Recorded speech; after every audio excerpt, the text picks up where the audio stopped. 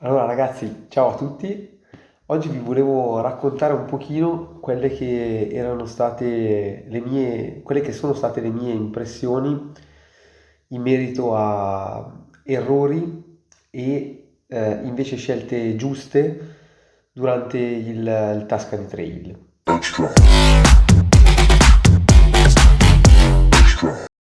Penso che questo sia l'ultimo video, o forse il penultimo, perché poi ci sarà un altro video dove vi farò vedere i materiali che ho utilizzato per dormire, quindi in sostanza tenda, materassino e sacco a pelo principalmente.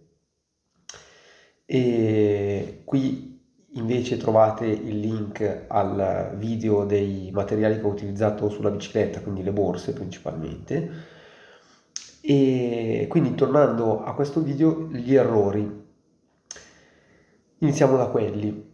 Diciamo che uno dei primi errori che ha comportato praticamente nessun tipo di problema reale è stato quello di fare quella modifica, non so se ve la ricordate, in questa immagine si vede bene, quella modifica alla bicicletta aggiungendo una canalina al di sopra del cavo del freno posteriore per poter poi affrancare le varie borse al telaio senza andare ovviamente a bloccare il freno. Perché è stato un errore? Perché è stata un'idea ottima, devo dire, ma realizzata in un modo non adeguato. Nel senso che durante poi tutto il Tuscany Trail la borsa anteriore, quella dove c'erano le due borsettine laterali e il supporto per il cellulare, è risultata essere attaccata storta al telaio. Spero che in questa immagine si riesca a vedere. Il discorso è che proprio essendoci la canalina solo da una parte del tubo orizzontale del telaio, quando io tiravo le cinghie di fissaggio della borsa, la borsa rimaneva inclinata in questo modo. Quindi niente di particolarmente grave, però mi ha dato fastidio, insomma, averla tutta storta durante tutte e quattro le giornate.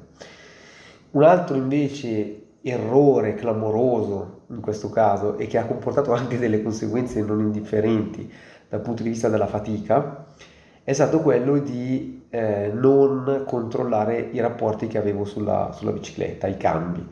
Io avevo un 34 davanti, monocorona, e il rapporto più leggero che avevo dietro, quindi la corona più grande del pacco pignoni posteriore, era un 28. Con un 34-28 e la bici che pesava quasi 20 kg, è stata dura, è stata veramente dura. Cioè, in tante salite dove per esempio il fondo era sterrato, non potevo assolutamente alzarmi sui pedali e quindi spingere quel rapporto su salite anche molto ripide e con la bici molto pesante è stata veramente, veramente dura, veramente dura. In alcuni punti alla fine ho dovuto cedere e scendere dalla bicicletta e spingerla fino in cima alla salita. Quindi questo è stato veramente un po' un tema che mi ha fatto pensare più volte di aver fatto un grande errore a non cambiare i rapporti prima del Tuscany Trail. Adesso paradossalmente li ho cambiati e ho messo, diciamo, ho lasciato un 34 davanti e un 11-42 al posteriore, quindi decisamente più leggero, decisamente più adeguato e adatto ai percorsi in generale, ma soprattutto del Tuscany Trail. Un'altra considerazione che ho fatto, quindi un errore, è stato il terzo, è stato quello di sottovalutare la carenza di acqua, soprattutto mi pare al terzo giorno ci sono stati veramente un sacco di chilometri in cui non abbiamo trovato fontanelle o acqua da nessuna parte. Io avevo solo una borraccia da mezzo litro e con quel caldo che faceva l'ho finita praticamente subito. Per fortuna ho trovato poi un'abitazione dove c'erano una famiglia romana in vacanza che mi ha dato da bere, mi ha dato proprio dei bicchieri di acqua e mi ha riempito la borraccia. Altrimenti avrei veramente, veramente patito la sete in maniera importante. Non sarebbe successo niente di che, insomma, non è che sarei morto disidratato. C'erano altri ciclisti, avrei potuto chiedere dell'acqua a loro, ma è stata una sottovalutazione, una superficialità, ecco, proprio una superficialità. Infatti ho pensato che per eventuali situazioni come questa, andare a mettere due portaborraccia sulla forcella anteriore è un'idea assolutamente valida che quando mi ricapiterà di fare dei giri di questo tipo sicuramente adotterò questo sistema. Portare un altro paio di borracce da mezzo litro sarebbe stato perfetto. L'altra cosa è,